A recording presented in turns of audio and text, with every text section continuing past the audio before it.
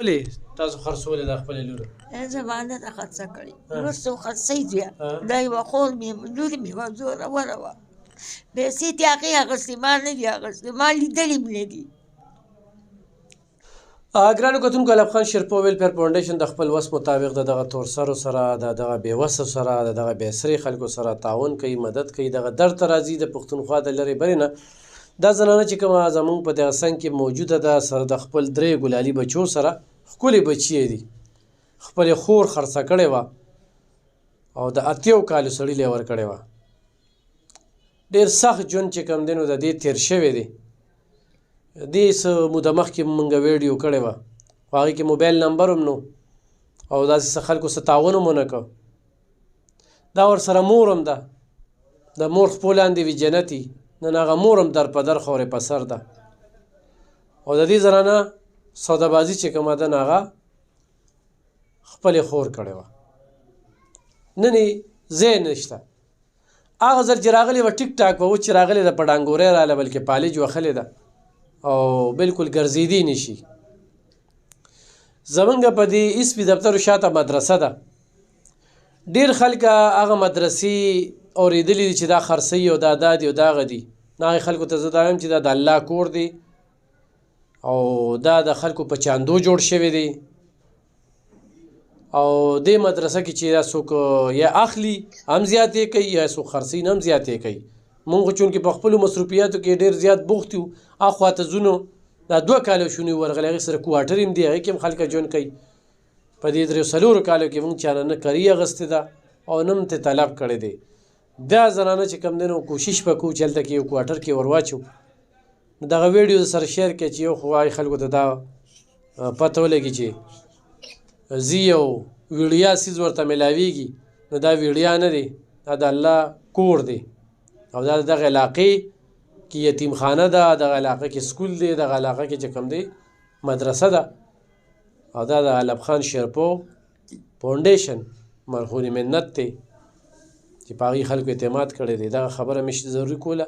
ډېر کال زما ته رالل نو هغوی ته زما دا خواست دی چې و تاسو ته دغه ځای کې څوک وایي یا پکې څوک اخوا دېخوا کوي ملي بګت کوي. دا د الله کور دی او صرف مدرسې له به استعمالېږي او دغه ځای کې یو مدرسه وي بل به دې کې هېڅ هم نه وي. اوس دې وخت کې شړه ده نو کوشش کوو چې هغه هم بخال کړو. خو د دغې زنانې دا خبره چې مې سره شریکوله څنګه ژوند تېرېږي ووایه دې خلکو ته. ډېر په سخته باندې ژوند تېرېږي. اوس خو بس پالج والې ما نه خبرې هم سمې نه شم کولی او ما خو زه به د دې ماشومانو له چا خدمت کوم او روټۍ هر څه به له دغه کوم خو اوس هېڅ هم نه شم کولی. بس د رور هم د کوره راوشړلم خور هم د کوره راوشړلم بس اوس هېڅ اسره هم نشته دی. جومات کې مې شپه کړې ده په لاره کې ناست یم خو بس نور هېڅ اسره هم نشته دی. خبرې نه شم کولی پالج والې یم اول ټیک هم زه به له خانانو خدمت کوم خو د خپل بچي به ساتم. بس اوس ډېر سخت ژوند دی. دا یتیمخانه کې ولې نه داخلې؟ نو دوی زما نه داسې دغه نه کوي که نه یې څارېږي زما نه بغیر. اوس مې ورته ویل یتیمخانې ته به لاړ شو زه به هم درسره یم خو وایي نه نه ځو. دوی اوس په چېرته ځې؟ بس ځای خو هېڅ هم نشته اوس په سړک په چېرته کښېنو نو او دا مور هم درسره راوتې ده؟ مور هم راسره راوتې ده. دا ولې ده ستا په ټس کې بس دا زما دپاره راووته چې دا خو نشي ګرځېدی دا بس څه کوي زه بیا نیسم وګرځوم بیا. ستا د خاوند عمر 80 کاله و؟ 80 کاله نه ډېر و. زه چې واده شوم 80 کاله عمر و. اوس خو بیا 10 کاله وشو 100 کاله عمر څو کاله د هغه سره تېر کړل؟ 10 کاله مې ورسره تېر کړي. دا 10 کاله ژوند څنګه و؟ سم په سخته مې تېر کړو. دوه بچي د هغه نه دي؟ دا 2 ماشومان د هغه نه دا یو دی د بل خاوند و امر شوي؟ دا 2 د بل نه دي. یو جینۍ د جینۍ مې واده کړې ده. بیا ته روتښتېدې؟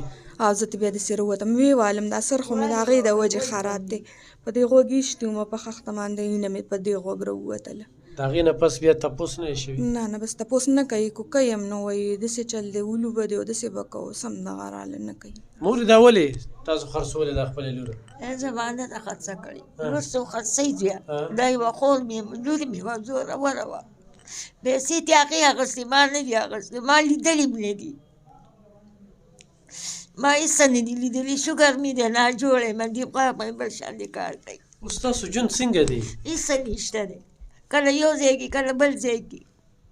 نو اوس مې دې ته وایي چې څه به کوو هغه څه به کوو چېرته به دغه شوی دې نو څو سره به داسې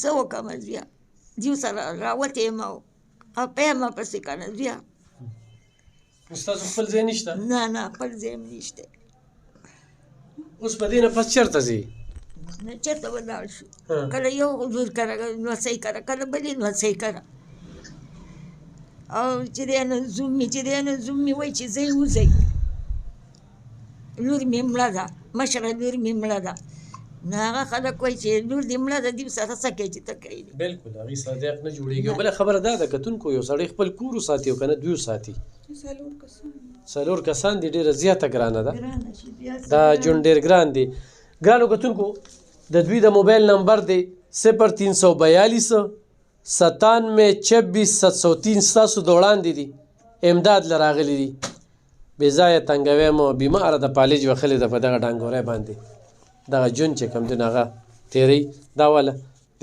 ماشومانو له به په دې اوس څه واخلي دا تحریک لبیک والا طرف نه چې کوم دی دا ونیسه دا به ځان سره ونیسي او هغه جلوزو خور ډېره زیاته مننه کومه چې د هغوی طرف نه دغه کومک وشو دا قسمه خلک راځي نو داسې قسمه خلکو ته اړه څنګه یا لار څنګه باندې دا موږ د دوی پریکټیکلي خال ګورو چې چېرته به ځي بهرحال موږ کوشش کوو چې هغه مدرسې ته یې واستو ډېره